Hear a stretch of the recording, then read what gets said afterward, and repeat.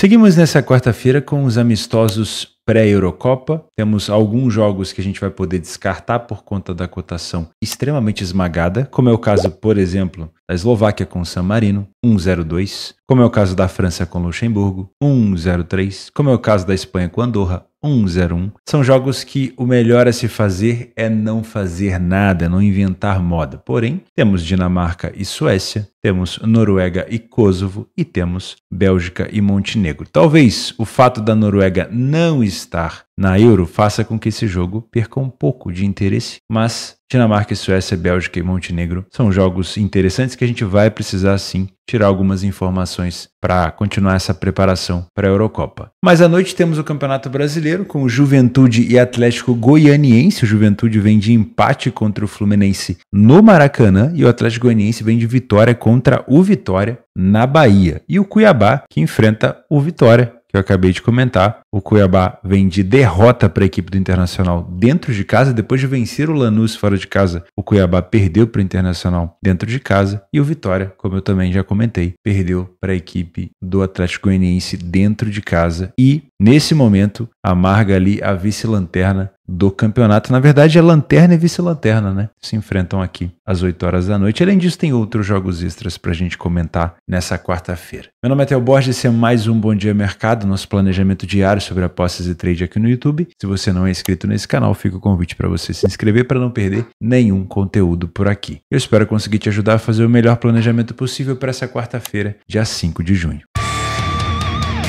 Começamos o nosso planejamento nos amistosos, jogos principalmente aqui na parte da tarde. Eu vou eliminar dessa análise as seleções com cotações extremamente esmagadas, cotações que não vão levar a gente em lugar nenhum, né? São cotações que, se houver algum viés de lucratividade, é um viés muito parecido, muito próximo com o EV nulo, né? Com a situação de você ficar no 0 a 0 no longo prazo. Seriam essas cotações muito esmagadas de Eslováquia e San Marino, França e Luxemburgo e também Espanha e Andorra, tá? O meu principal foco será no jogo da Dinamarca com a Suécia e Bélgica e Montenegro, já que Noruega e Kosovo não estão presentes na Euro, então é um amistoso, né? Aproveitaram uma data ali para se encontrar, mas a Noruega mais uma vez do Haaland, do Soloth, do Odegaard não estará presente numa grande competição. Então fica complicado dar atenção para um jogo como esse, já que a Euro está tão próxima e a gente tem que acumular um monte de informação sobre várias seleções presentes na Euro. Vamos começar com Dinamarca e Suécia às 2 horas da tarde. Primeiro vamos dar uma olhada como foi o desempenho dessas duas seleções nas eliminatórias. Lembrando, a Dinamarca está no grupo C da Euro, com Inglaterra, Sérvia e Eslovênia, e a Suécia não estará presente porque não conseguiu classificação. A Dinamarca foi líder do grupo H com Eslovênia, Finlândia, Cazaquistão, Irlanda do Norte e San Marino. Quando nós temos o San Marino em pauta num grupo, muito provavelmente jogos contra o San Marino geralmente são jogos de muita facilidade, né? Mas, por exemplo, a Dinamarca vence o San Marino por apenas 2 a 1. Tomou um gol de San Marino, né? Poucas as seleções tomaram gol de San Marino. Por exemplo, San Marino aqui fez apenas 3 gols em 10 jogos. Tomou 31. Porém, a Dinamarca naquele jogo já estava praticamente classificada, né? Foram 7 vitórias da Dinamarca e apenas 2 derrotas. O grupo relativamente acessível. Eslovênia e Finlândia talvez os adversários mais difíceis. A seleção da Suécia, que não se classificou, terminou na terceira colocação do grupo F com Bélgica, Áustria, Azerbaijão e Estônia. E apesar de ter conseguido 3 vitórias, a Suécia ficou longe da classificação, ficou 9 pontos atrás da Áustria. Tudo bem que a Áustria estava numa temporada muito forte, a Bélgica também muito forte, não perdeu nenhum jogo, mas ainda assim a Suécia poderia ter apresentado um pouquinho mais, né, de futebol. Acabou vencendo apenas o último jogo aqui contra a Estônia. Antes disso não vinha fazendo uma boa apresentação. Utilizando o PDF de apoio, nós temos a Dinamarca com 100% de vitória dentro de casa nas eliminatórias. Lembrando que eu estou utilizando as eliminatórias porque, obviamente, as seleções jogam as eliminatórias com muito mais vontade, né? Então é o melhor momento para a gente buscar a estatística. Não falhou em marcar em nenhum jogo e ficou 40% dos jogos sem sofrer gol. Um ataque forte, mas não tão goleador, né? Uma média de 2,6 gols marcados por jogo e uma média de gols sofridos abaixo de 1 gol por jogo. Não precisa de tantas finalizações no alvo para marcar um gol. A equipe da Suécia 50% dos jogos fora saiu na frente do placar. Isso significa que algum desses outros jogos aqui, um deles, a Suécia chegou a estar na frente e tomou um empate ou até tomou a virada. Foi uma equipe que sofreu gol em quase todas as partidas, só uma partida que não sofreu gol, e falhou em marcar em metade dos jogos, um ataque fraco e uma defesa frágil. Precisa de praticamente o dobro de finalizações no alvo para poder marcar um gol em relação à equipe da Dinamarca. O primeiro tempo da Dinamarca é muito mais sólido, muito mais ofensivo, e o segundo tempo também é muito melhor. Nos jogos da Dinamarca nós temos uma tendência maior de over 2,5. Nos jogos da Suécia um pouquinho menos. A maioria dos gols marcados pela Dinamarca são ali no miolo entre o meio do primeiro tempo e o início do segundo. E a maioria dos gols sofridos foram poucos no início do segundo. Já a equipe da Suécia marcou poucos gols, sofreu poucos gols, mas o destaque ali fica por conta dos gols sofridos lá nos últimos minutos de jogo e nos gols marcados no meio do primeiro tempo. O time da Dinamarca dentro de casa tem essa característica de propor o jogo, de proposição. Já o time da Suécia, por mais que tenha um alto índice de escanteio, não é porque a equipe joga propondo, é porque na maioria das vezes a equipe está buscando o resultado, né? São características diferentes. Não são equipes faltosas, média de um cartão recebido por jogo. O melhor jogador da Dinamarca, o atacante Højlund, do Manchester United, e Jonas Wind com 4 assistências e o Christian Eriksen, aquele veterano, com 3 assistências. Do lado da Suécia, o queridinho da Europa, talvez um dos melhores atacantes do ano nessa temporada, Viktor Gyökeres, atacante goleador do Sporting, e o Claesson com 2 gols e 1 assistência. Também tem o Forsberg da Suécia, que se despediu do Leipzig recentemente. Se você é um trader por aqui, nós temos a seguinte questão. Muito provavelmente a Dinamarca vai levar esse jogo muito a sério, porque são poucos amistosos até a Euro. Se não me engano, as seleções vão fazer 1 ou 2 amistosos antes da Euro? São 2. E aí depois já tem a estreia contra a Eslovênia na Euro no dia 16. Então tem um amistoso agora contra a Suécia e depois um amistoso em casa contra a Noruega. Então é muito provável que a Dinamarca leve esse jogo a sério, defensiva e ofensivamente. Por isso eu concordo com essa cotação. Mas a Suécia vem de um período de cobrança. Não fez uma boa eliminatória, não vem jogando bem. E é uma Suécia que precisa lhe dar uma resposta. E nada melhor para dar uma resposta do que tentar complicar a vida de uma seleção forte que está na Euro. Então a Suécia pode tentar complicar a vida da Dinamarca. O problema é que a Dinamarca tem excelentes jogadores, está muito bem treinada, muito bem preparada. Já a Suécia não tem nenhum grande objetivo no jogo. Então eu tenho receio da Suécia perder o interesse muito cedo. Como não tem nada para brigar, não tem nada para mostrar, não tá brigando, os jogadores não estão brigando por vaga em nenhuma competição, eu tenho receio da Suécia perder o interesse assim no meio do jogo. Então é um jogo que a gente tem que trazer pro ao vivo e prestar atenção nele praticamente o tempo todo, tá? Eu não confiaria só no favoritismo da Dinamarca, só no bom treinamento da Dinamarca. Eu tenho que lembrar também que a falta de objetivo da Suécia pode fazer também com que os caras joguem de maneira mais leve, não se preocupando tanto talvez com uma marcação tão forte, mas jogando de uma maneira muito leve no ataque. Isso pode ser um pouco prejudicial. Se você é um trader por aqui assim como eu venho numa cotação como essa para buscar algo contra a Suécia, desde que a Dinamarca me apresente domínio do jogo e uma marcação muito forte. Qualquer coisa diferente disso eu tô fora, tá? Eu sei que a Suécia precisa do dobro de finalizações para poder marcar um gol, e eu sei que a Suécia não tá numa boa fase. Mas de nada adianta abraçar a Dinamarca somente pelo favoritismo se ela não estiver bem em campo, ok? Se você é um punter por aqui, eu vejo valor em alguma coisa a favor da Dinamarca, mas eu gostaria de uma cotação um pouco mais elevada, tá? Das últimas vezes que eles se enfrentaram, 2-0 Dinamarca, 0-0, 1-0 Suécia, 2-2, 2-1 Suécia e 1-0 Dinamarca. Na casa da Dinamarca, 2 vitórias da Dinamarca e 1 empate. Então, se fosse para pegar algo a favor da Dinamarca, seria com uma cotação mais elevada. Não venho para esse jogo para trabalhar gols, tá? Porque fora de casa, nas eliminatórias, a Suécia não foi nem goleadora, nem sofreu tantos gols, né? Teve uma média ali de pouco mais do que um gol sofrido por jogo e uma média de gols marcados muito baixa. E a Dinamarca também não é uma equipe que sofre tantos gols assim. Então, o jogo tem uma tendência de ser mais amarrado, a Dinamarca com a bola, tentando buscar espaço, tentando furar a defesa. Pode ser que exista um potencial de abrir se a Dinamarca sair na frente, mas ainda assim, se for para tomar alguma decisão para gols, no máximo olharia para um cenário de over 1,5 no ao vivo. Nada mais que isso, tá bom? Outro jogo que eu ficaria de olho é Bélgica e Montenegro. A Bélgica está no grupo E da Eurocopa com Romênia, Eslováquia e Ucrânia. E Montenegro não se classificou. Vamos falar sobre as eliminatórias? A Bélgica teve 6 vitórias em 8 jogos e não perdeu nenhum jogo. Teve um saldo de gols de 18.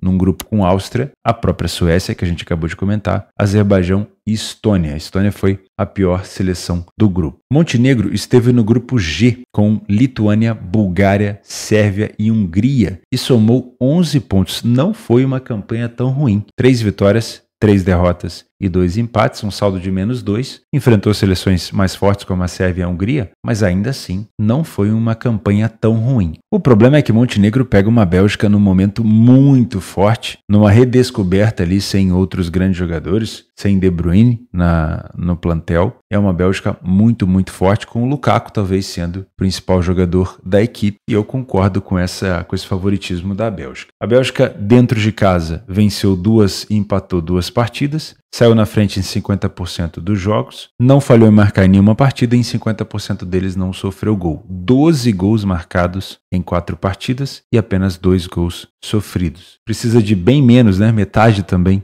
Menos da metade de finalizações para marcar um gol em relação a Montenegro. Montenegro teve uma iniciativa muito parecida com a Bélgica, isso aqui é um pouco perigoso. Também não falhou em marcar nenhum jogo fora de casa, mesmo jogando contra a Hungria, contra a Sérvia, mas foi uma equipe que sofreu com muita frequência. O primeiro tempo da Bélgica é melhor ofensivamente, mas são 2 equipes que sofrem poucos gols. O segundo tempo da Bélgica, de novo, ofensivamente melhor, defensivamente Montenegro tem muita dificuldade. Como tem uma defesa mais frágil no segundo tempo, Montenegro acaba tendo um índice de over 2,5 maior do que a seleção belga. A maioria dos gols marcados pela Bélgica foram no meio do primeiro tempo, ou seja, ainda dentro dos 45 minutos, tudo que quem vem para trabalhar a favor do favorito quer, né? E o time de Montenegro acaba sofrendo com mais frequência só no segundo tempo. Então é uma equipe que se defende bem, mas acaba tendo um problema ali no segundo tempo. Sai para o jogo também, marca bastante, mas acaba tendo um problema no finalzinho do jogo. Montenegro até tem um índice alto de escanteios, mas na maioria das vezes está atrás do placar, e a Bélgica propõe muito mais o jogo, né? O time de Montenegro também é muito mais faltoso do que a Bélgica, uma média de 3 cartões recebidos fora de casa nessas eliminatórias por jogo. A Bélgica tem uma média de apenas 1 cartão. Principais jogadores aqui da Bélgica, 14 gols, o artilheiro Lukaku. O Jeremy tem 4 assistências nessas eliminatórias, teve, né, 4 assistências nessas eliminatórias. E Bakayoko e Trossard são outros jogadores muito importantes do lado de Montenegro. E do lado de Montenegro, o principal destaque é o Stevan Jovetic, que a gente conhece, velho de guerra, bem veterano. Se você é um trader por aqui, com uma Bélgica propondo o jogo, empurrando Montenegro ali para trás, na verdade Montenegro já vem para ficar ali atrás, né? Com Montenegro tentando se defender e não se assanhando tanto em contra-ataque, eu vou buscar posições a favor da Bélgica no primeiro tempo, dentro do mercado normal de resultado final, porém dentro dos primeiros 45 minutos, ok? Qualquer coisa diferente disso, não vou me posicionar. Em relação ao mercado de gols, quero, obviamente, um cenário de caos, um cenário onde a Bélgica esteja na frente, para que eu pense num cenário para buscar mais gols buscando contra-ataque. É bom lembrar que quem tem a perder nesse jogo é a Bélgica, não Montenegro. Ou seja, talvez a Bélgica escolha não dar um espetáculo tão grande, depende muito dessa fome dos belgas para evitar lesão. Pô, já tô bem, já estamos aqui com 2-0 garantido, vamos tocar a bola, a Euro tá chegando, pode acontecer. Mas se os caras estiverem com fome, pode rolar até uma goleada. Se você é um Panther, eu não vou te indicar trabalhar a favor da Bélgica com essa cotação, eu prefiro pensar num cenário um pouco mais agressivo. Uma vitória da Bélgica por 2 gols de diferença pode ser interessante, um handicap menos 1,25 também me parece uma boa opção. O jogo extra que dá para fazer, os 2 jogos extras, né? Mas seria Noruega e Kosovo. Aí você pode ver o Haaland em campo, se ele foi convocado contra Kosovo, mas nenhuma dessas 2 seleções estarão na Euro. A Noruega ficou aqui em cima no grupo da Espanha e Escócia, somou apenas 11 pontos e não conseguiu se classificar. E a seleção de Kosovo ficou aqui embaixo no grupo da Romênia, Suíça e Israel. Israel foi para a repescagem. Kosovo também somou 11 pontos, a mesma pontuação aqui da Noruega, e teve apenas 2 vitórias em 10 jogos. É uma opção, se você quiser fazer um jogo extra. Outra opção, às 10 horas da noite, para mim não é uma opção, porque eu não consigo ficar acordado até esse horário,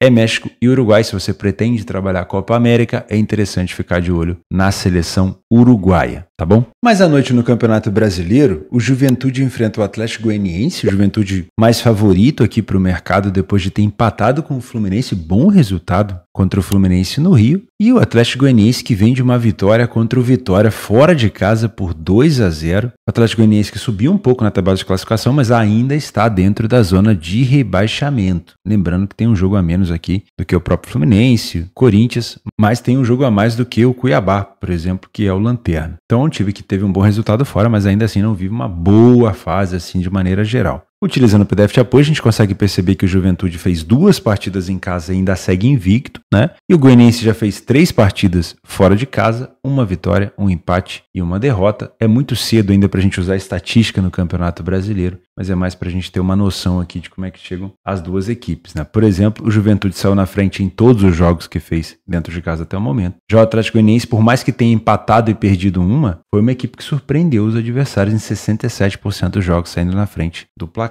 Talvez pelo estilo de jogo do Goianiense, que é um estilo mais defensivo-reativo, trabalhar contra o Goianiense possa ser um pouco perigoso, principalmente pelo fato de ser uma equipe que abre o placar fora de casa com frequência. Porque aí a gente pode ter uma situação de estar contra o Goianiense pelo fato do Juventude ter um pouco de domínio e acabar tomando um gol contra a posição. Então toma um pouco de cuidado porque o Goianiense tem esse estilo de jogar um pouco mais sem a bola. Às 8 horas, o Cuiabá enfrenta o Vitória. O Cuiabá também com uma cotação de favorito em casa, porém, quando a gente puxa aqui a ficha do Cuiabá, são 3 derrotas dentro de casa. 3 derrotas. Não marcou em nenhum jogo. 6 gols sofridos. 6 e nenhum marcado. Só que a equipe do Vitória também não venceu nenhuma partida fora de casa. 2 jogos, 2 derrotas. 5 gols sofridos e 2 marcados. Não dá para saber aqui quem está num pior momento. Porém, o mercado tem um lado e esse lado é do Cuiabá. Sinceramente, não sei se eu concordo. Acho que é um jogo muito mais parelho. Um jogo do Lanterna contra o vice-lanterna. O saldo de gols do Cuiabá no geral, o Cuiabá que não marcou nenhum gol no Campeonato Brasileiro ainda, é de menos 11. 5 jogos, 5 derrotas. E o Vitória já pelo menos somou um ponto, né? E não tem um saldo assim tão ruim, tem um saldo de menos 8. Porra, é ruim também, né? Mas não é tão ruim como é o saldo da equipe do